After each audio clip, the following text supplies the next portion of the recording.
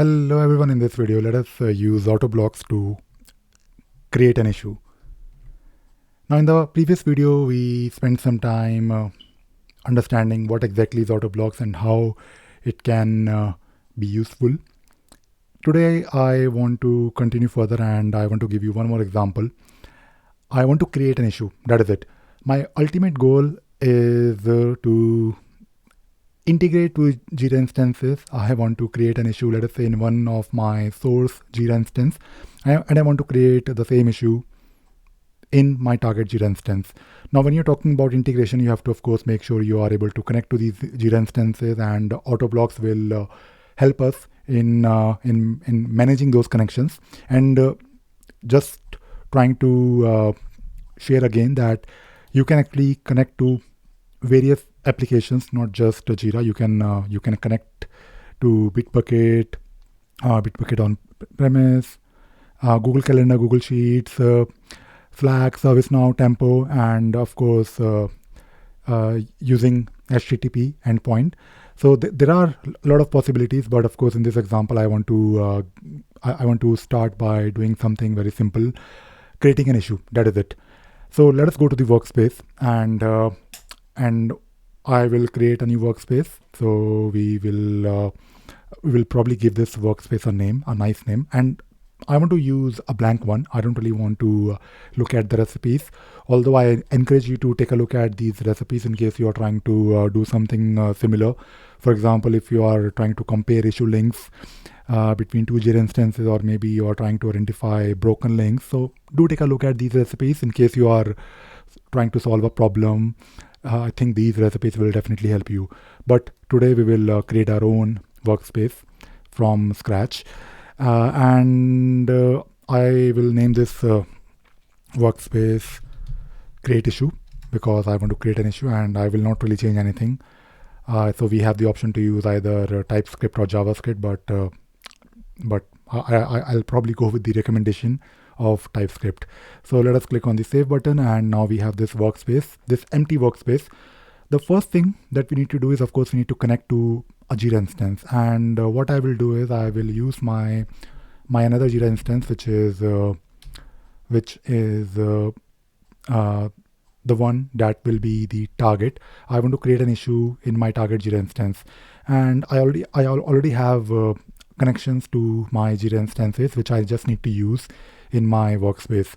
So the first thing that we need to do is we need to use one library called Jira Cloud, because we have to use some of these blocks that will help us in connecting to that particular Jira instance using the managed APIs.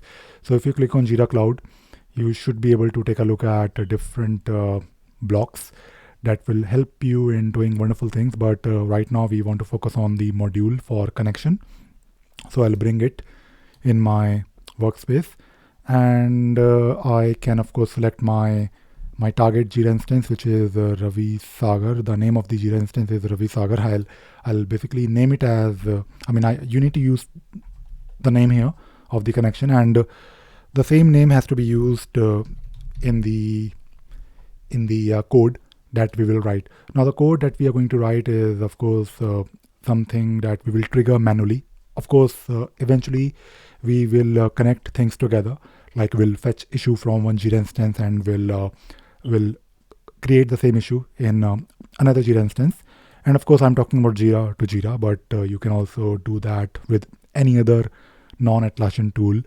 And of course, right now we are just focused on understanding how it works. So let me use manual trigger, and I will click on this code, and I will then of course write code here to use the connection, where we will use the same connection that we have in our workspace. So I'll type in here import Jira from, and this is similar to the one that we did in the previous video, where we simply fetched the information of an issue, basically the whole JSON body, and of course the different fields that you can retrieve.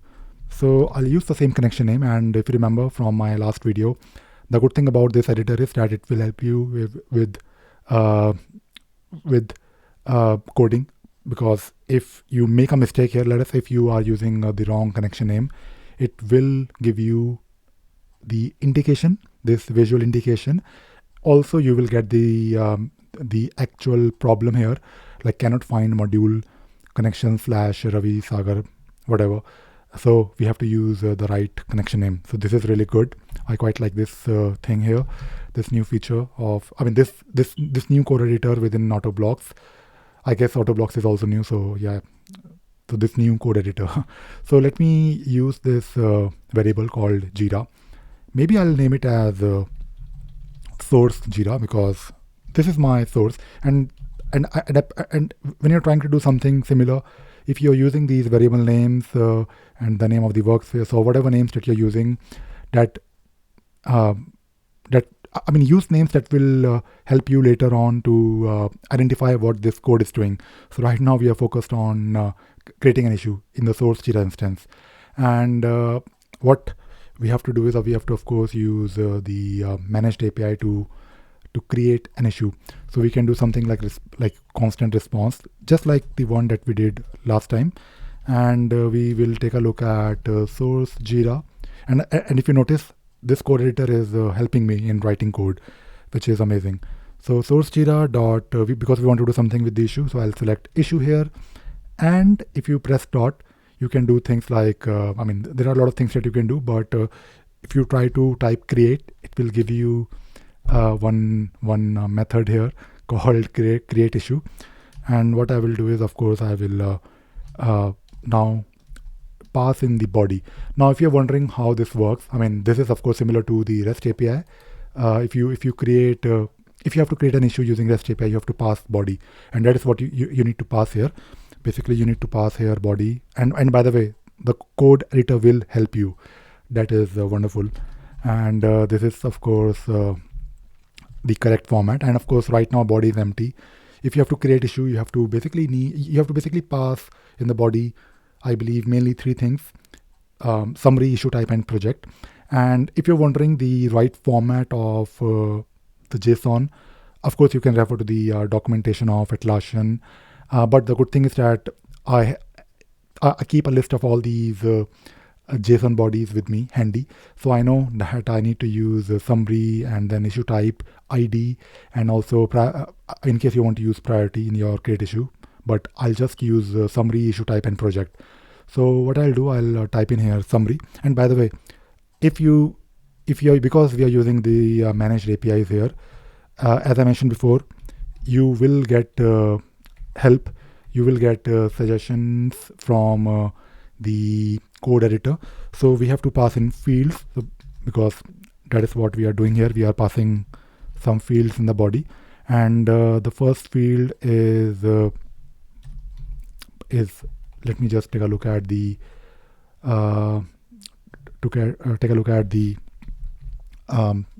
JSON body from my example, from my video. So we have to pass summary, and of course we can type in here something like this issue is created from AutoBlocks. And of course, right now I'm hard coding it, but it can be from a variable, so that ultimately we will replace it with a variable. So this is fine. So we have the summary, and the next field is what we need issue type, of course. So issue type, and for issue type, we have to pass in the issue type ID. Now this issue type ID, if you remember from my previous videos, you can find this issue type ID using maybe REST API, or maybe using maybe you can log into your Jira instance. For example, if I log into my Jira instance, and if I go to my project, so let us say if you want to create a project, or I want to, let us say, create an issue within my project called company managed project. This is my project name, and in my project I may have different issue types like bug, task, story, whatever.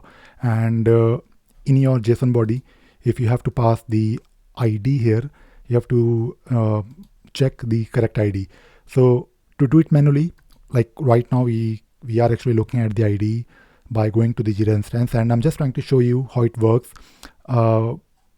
If if you have to write code for it, you can maybe you sometimes need to write code to know the ID based on the name of your issue type. But if you go to the issue types, if you go to the project settings, and then if you go to issue types in your project, then you can of course take a look at the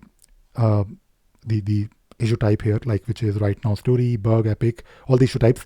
So if I hover my mouse on top of story, I hope you can see that my story issue type ID is 10,001, or for bug it is 10,004. So let us create a new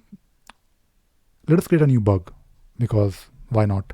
So I'll use so this bug is created from AutoBlocks, and the ID is what is the ID? I forgot the ID. Okay, so the ID is 10,004. Okay, all right. Come on, let us go back and do it quickly. 10,004. Yeah, I know I'm doing it. I'm hard coding it, but I'm trying to help you, show you how it works. And of course, we want to do something simple in the very first video, or not the first, but the first few videos of AutoBlocks. So for project, we have to do the same thing. We have to use something like this. So the good thing is that it will help you. Like if you type in here like ID, or maybe if you are not really sure, so the code editor is helping me, which is amazing. Which is usually not the case if you are maybe doing it on your own, using if you're trying to interact with let us say REST API, you need to refer to the documentation for finding these things. So for ID, I don't know my project ID, so I'll probably go back to my project and let me hover my mouse on top of the details. So usually if you hover your mouse on top of details in the project settings, you will get this PID, which is 10,005. So let us use that. And if I go back, I will use the same ID, 10,005. Okay, so I think this is it. But of course, we want to see, and we want to maybe display somewhere in the activity log that this is my new issue. So when you create a new issue using this way, you will and you should get something in return. Usually you will get, when you're using REST API, you get the issue ID or issue key. So let us see if we have something. So let me first print a message. And by the way, I'm not really doing any error handling whatsoever. It is a very simple example, but you should check for the response and maybe check if the issue creation was successful or not. But for the time being, let us just keep it simple. And I will maybe print here. So what shall we write? So new issue created with, I think this is it. So maybe I'll type here the response, and if I check here, if I press dot, I can see key. So this is it, I think. So hopefully it will work. It is obviously I don't know TypeScript at all, but it is not complicated. I mean you can figure out, and the good thing is, if you have some experience with any other programming language, I'm sure you can you can find your way. So let us now use this manual. Let us now use this workspace to create an issue, and I will also monitor my backlog, I guess, because that is where new issues will appear, hopefully. So if I go to my backlog, and if I also take a look at if I also take a look at the activity log, let me just do it very quickly. So let us click on it and wait for it to do something, hopefully for us. So the moment you click on the button, usually you will get this message here, like invocation scheduled with ID. And as you can see here, right now we have this message here called new issue created CMP-8. And if I go back to my board, and if I refresh it, hopefully it will appear, because that ID, that key is coming from somewhere. It is basically the response that we got when we use the managed API, and we use the managed API to create an issue by using the body. So this is the new bug that we just created. And of course, this is a very simple example. I'm just using nothing but a summary in my code along with the issue type and project ID. But I'm sure you can also, if you have done something similar in the past, maybe you have built your own interface where you are interacting with Jira, or maybe you did something similar with the script enough for Jira. Maybe you made a REST call or any programming language basically. But if you have a code with you, a piece of code with you with the correct JSON body, I think that is more important. And you can actually quite easily reuse it. Of course, you need to create a workspace and you need to use the right connection, but I think I should be able to I should be able to move my my existing scripts to AutoBlocks. And because when you're trying to do integration, it is all about reusing things that you did earlier, but of course for various different use cases. As I mentioned before, my ultimate goal is to have two Jira instances talking to each other, and of course we are reaching there. I mean, so far we have learned how to retrieve the issue, and now we have learned how to also create an issue. In the next video, what we'll do, we'll try to connect these two things together. We'll probably have one workspace, and we'll use that workspace to not only get the issue from one Jira instance, but also to create it at the same time. And that is all I wanted to talk about in this video. I hope you enjoyed watching this video and you learned something new today. Thank you very much.